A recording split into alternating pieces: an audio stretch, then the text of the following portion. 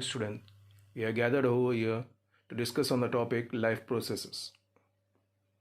In the introductory part, we will be discussing about the different types of organisms which we are able to see surrounding us.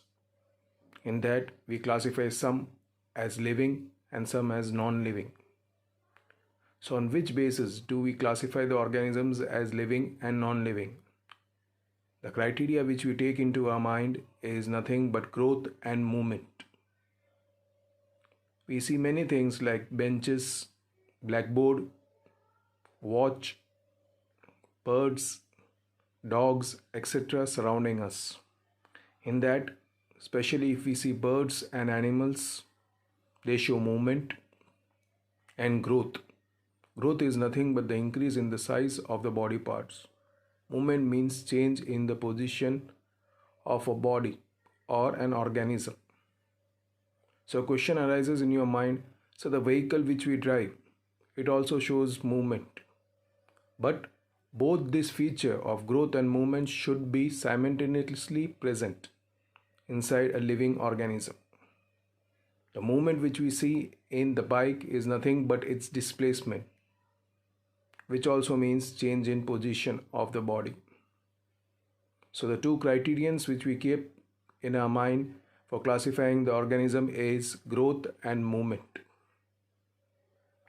So a question arises, sir, how do the plants move? The vertical growth which we see, that is from a seed to the seedling and to the apex part of the plant, is the movement of the plant. Now question arises, sir, when the living organisms like human beings, dogs are asleep, do we consider them as alive? Yes, because they carry out the process of breathing. Breathing is a process in which inhalation and exhalation of gases takes place. So we can consider them as living creature. Plants also respire. Each and every part of the plant respires individually. For example, in roots, the hairs present on the epidermal part of the root helps them for the exchange of gases. They take in oxygen and throw out carbon dioxide. In stem and leaves, stomata, tiny pores are present which enables them the exchange of gases. In stem, it takes in oxygen and throws out carbon dioxide, whereas in leaves, it takes in carbon dioxide and throws out oxygen during the photosynthesis process. Whereas at night, when photosynthesis doesn't take place, it takes in oxygen and throws out carbon dioxide. Movements are very small scales which will be visible to our naked eye. Here the scientists or professionals have asked that is the virus showing any sort of molecular movement? Scientists have answered that they just show their movement only when they get a part to be affected, the cells. So in this topic we will be studying about different life processes further. Next topic is what are life processes? Life processes are those important fundamental functions carried out by living organisms for their growth and sustenance. The examples of life processes are nutrition, respiration, digestion, circulation, excretion, growth, reproduction, control, and coordination. If we see in short about these life processes, one by one. Nutrition, it is a process in which we gain energy from the nutrients which are present inside the food, which is necessary for the growth and sustenance of living organism.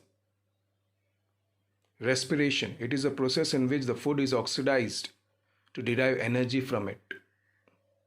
Digestion is the process in which, with the help of biochemical catalyst, the necessary nutrients are broken down and used for biological activities. Circulation is a process in which the nutrients are circulated to the different parts of the body to carry out their vital activities, as well as the transportation of blood inside the heart and to the different parts of the body. Excretion is a process in which the unabsorbed and unwanted waste which is being obtained after the digestion process is being thrown out from the body Growth is the process in which we see increase in the body parts of the organism. Reproduction is a process in which a new offspring is being obtained from the pre-existing organisms by multiplication. Last but not the least, control and coordination. Control and coordination is a life process in which the organisms need to adapt to the changes in the environment so they can survive in this changing environment. Next topic is nutrition, the first life process. What is nutrition? As heard earlier, it is a process in which we gain energy from the nutrients present inside the food for the growth and sustenance of living organism. So a question arises, which are the nutrients which are obtained from the food? So they are namely carbohydrates, proteins, fats, vitamins, minerals and water. All these nutrients have their equal importance. If we see, carbohydrates and fats are used as reserve nutrients. Protein is a bodybuilding food. Vitamins and minerals are considered as food which provides us resistance from diseases. Water, which is obtained from this, enables to maintain our body temperature. Here is a chart which shows you the sources from which you will be able to obtain these different nutrients which is necessary for our human body. There are two types of nutrition: autotrophic nutrition and heterotrophic nutrition. Autotrophic nutrition. Autotrophic is a combination of two words, auto and tropy. Auto means self and tropy means nutrition. The process in which organisms are able to synthesize their own food is known as autotrophic mode of nutrition. Examples are green plants, Euglena, Volvex, other bacteria like cyanobacteria, Nitrosomonas, Euphoria, etc. Here are the images of cyanobacteria and Nitrosomonas euphoria. Next topic is photosynthesis. Green plants are considered as producers because they are able to prepare their own food with the help of the process of photosynthesis. So question arises, what is the process of photosynthesis? The process in which green plants, with the help of carbon dioxide and water, in the presence of sunlight and chlorophyll, prepare the food in the form of carbohydrate, that is glucose, C6H12O6, along with the byproduct oxygen and water. In this process, different steps are involved. The first step is absorption of light energy. Second, conversion of light energy into chemical energy. And last but not the least, converting of carbon dioxide into carbohydrate. Green plants consist of a pigment known as chlorophyll, which provides the green color to the leaf. Here we are going to talk about the importance of stomata. Stomata is present in leaves and stem. They are tiny pore particles which are present in the stem and leaves, which helps them for gaseous exchange, as learned earlier. The stem takes in oxygen and throws out carbon dioxide, whereas the leaves during the process of photosynthesis take in carbon dioxide and throw out oxygen. Whereas at night time, it takes in oxygen and throws out carbon dioxide. If we see the image of stomata, it is surrounded by guard cells. In this structure, you can see it consists of vacuole. The outer wall is thin, whereas the inner wall is thick. It consists of nucleus, the epidermal cell we can see over here. In the first image, the stomata is open. It's open when it needs to allow the in and out of material which is required by the cell.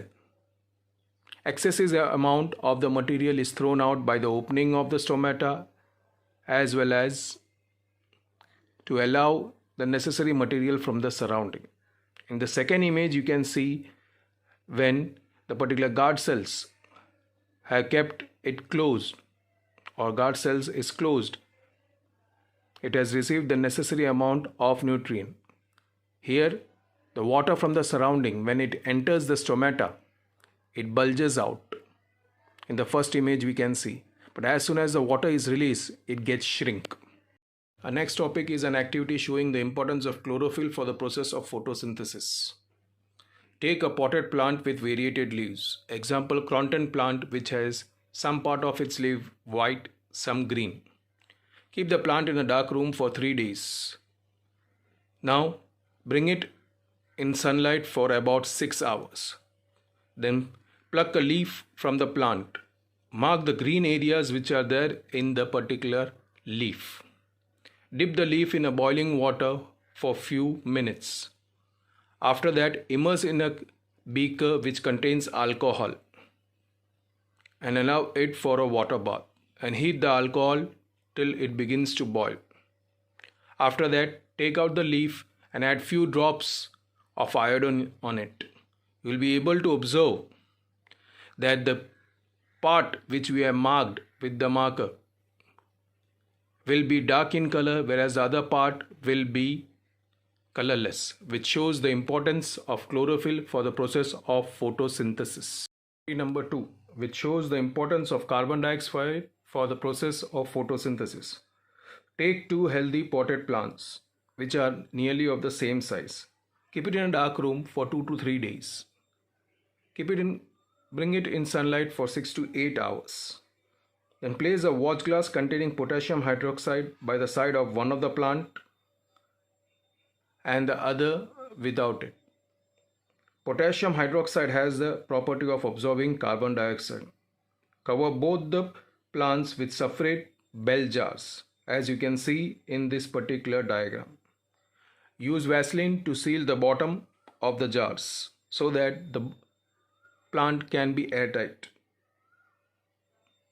Keep the plants in sunlight for 2 hours.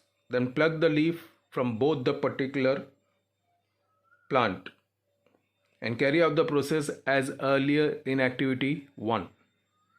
Take the leaf, keep it in a beaker, boil it. After that, take that 2 leaves, bring it in a beaker containing alcohol and carry out water bath. Next step, add few drops of iodine on it.